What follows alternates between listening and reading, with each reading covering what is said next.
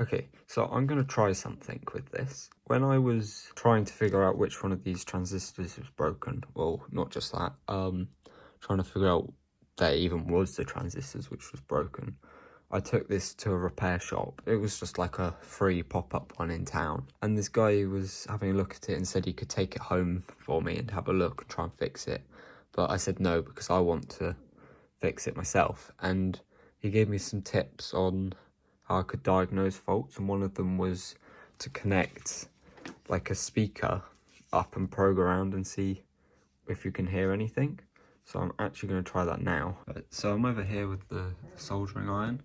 And first of all, whilst it's heating up, I'm just going to wrap these wires around the end of the speaker. There we go. They're just wrapped around. There you go. Nice and quick and easy, just two. And then also, this is quite cool. Made like a little extractory thing. You can see smoke from the soldering iron goes through it. Here we go. I've got the other end of it with the wires stripped back. I'm not really sure where I'm going to go from here. I think I'm just going to prod something. In the most crappiest soldering job ever, I've managed to get that soldered on down there. And now with this one, we should be able to just probe things and see what happens. Hopefully nothing blows up. Okay, I wasn't recording for that, but I was just trying to get this test speaker set up so we could hear what was coming out. This fuse just blew again. You can sort of see it's all burn up there in the corner. I'm not even sure how that happened. Because last time I checked it, it was working at least. And my cable down here isn't touching anything yet. That also doesn't look connected here. I'm just looking at this. You can see there that that doesn't look connected, whatever the hell's happened there. And you can see my botched solder jobs as well. Okay. Is that connected? I can't really tell. It doesn't look like it. But why is it just blown up? Like, nothing was coming out the channel which was working originally. So I plugged it into the broken channel and it was doing the same popping sound. And then switched it off to switch it back to the other channel. And I looked over and the thing had blown up.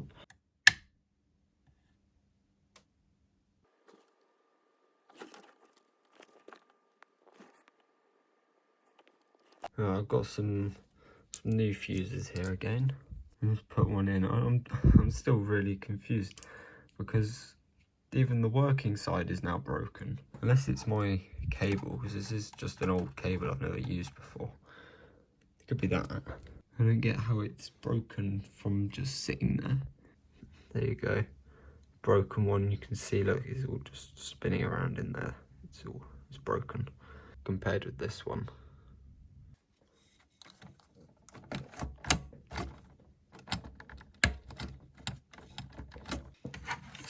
Right, let's keep it down. And why on earth does it not work? Since the last video, it's literally just been sitting on the side doing nothing. So I haven't tried using it or anything. I'm not really sure how it's managed to just break.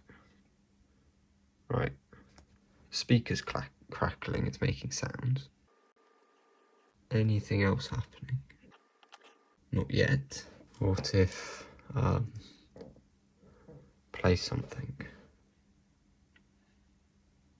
Jesus Christ. Fucking hell.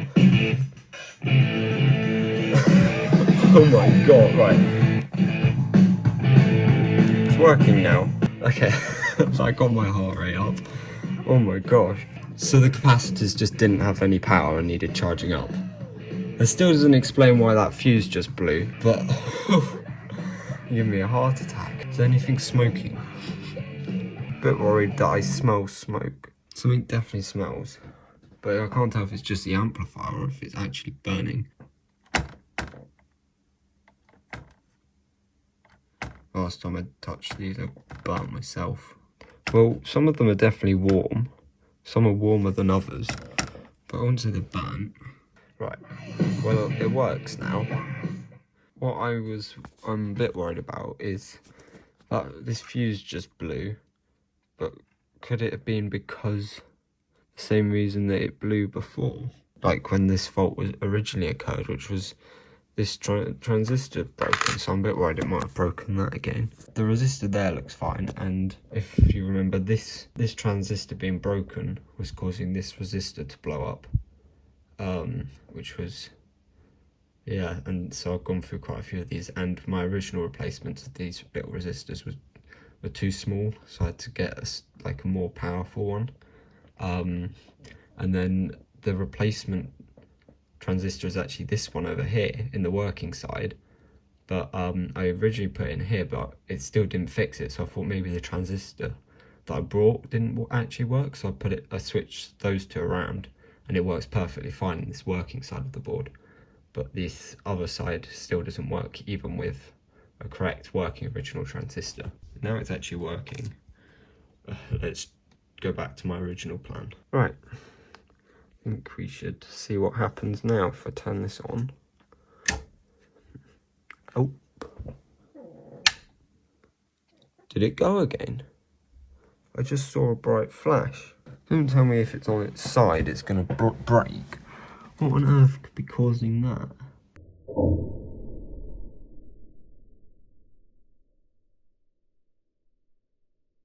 Turn it on again. See what happens.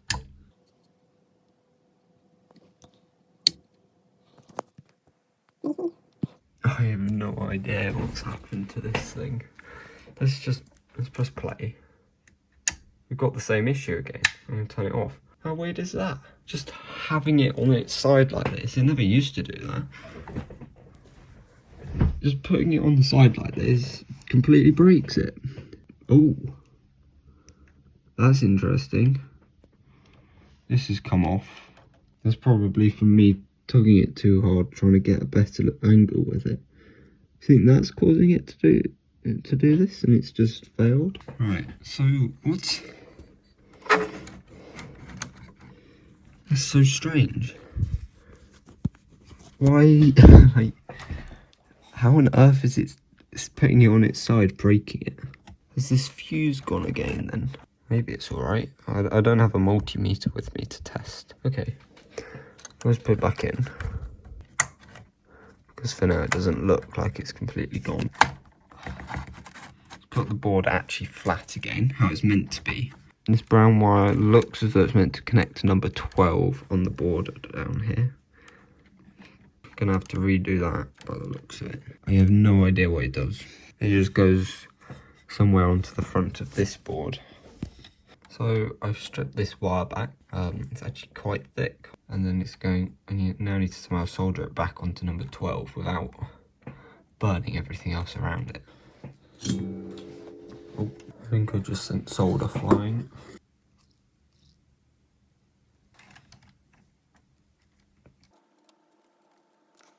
I don't really know what I'm doing for this wire. Let's see what happens.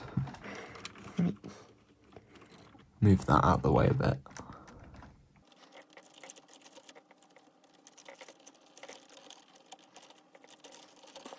No! Oh my gosh. You can see that? I've just broken the end of it off. So, not very helpful.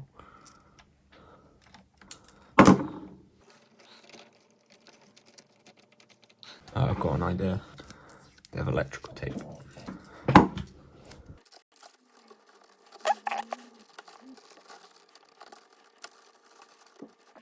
That's what I've done. You can see it better if I zoom in.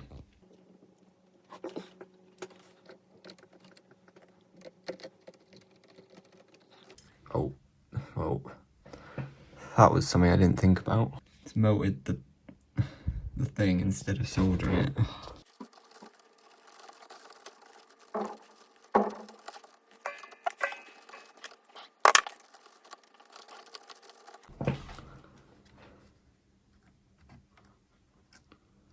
Yes, finally. There you go. That seemed to do the trick. A bit of extra tape, but not too close to it. It's not a very tidy job, but it works. Now let's see if it's gonna blow up again. But it hasn't. But there's still no sound. How weird is that? What did I do last time to get the sound back? Because I swear all I did was just turn it on and off a bit. Doesn't make any sense to me. Because I thought, oh, maybe the capacitors just need charging a little bit. But they were charged now, so...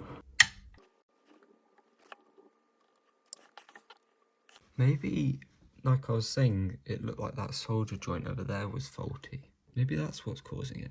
Those two pins, they don't look like they're connected. Try and add a bit of solder onto them and just touch them up a little bit. I soldered them up a little bit better and it didn't really change anything. So I'm not confident that's the issue. At the same time, it sort of seems like the sort of thing which would cause the issue.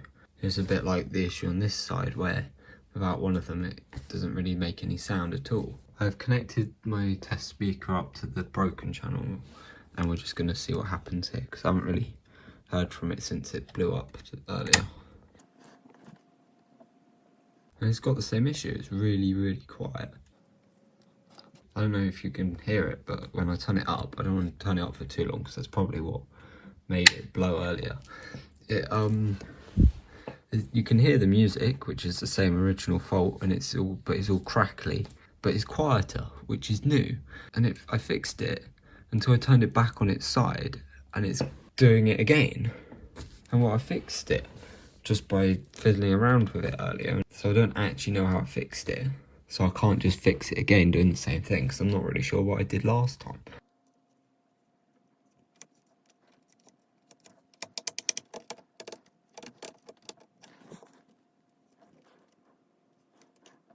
Well, that's a shame. Didn't actually get onto using this today. Obviously, I've got a new fault with it now. It's like, it's gotten worse. I have to spend some more time later looking at it. And maybe just letting it sit again for a bit will magically make it work again.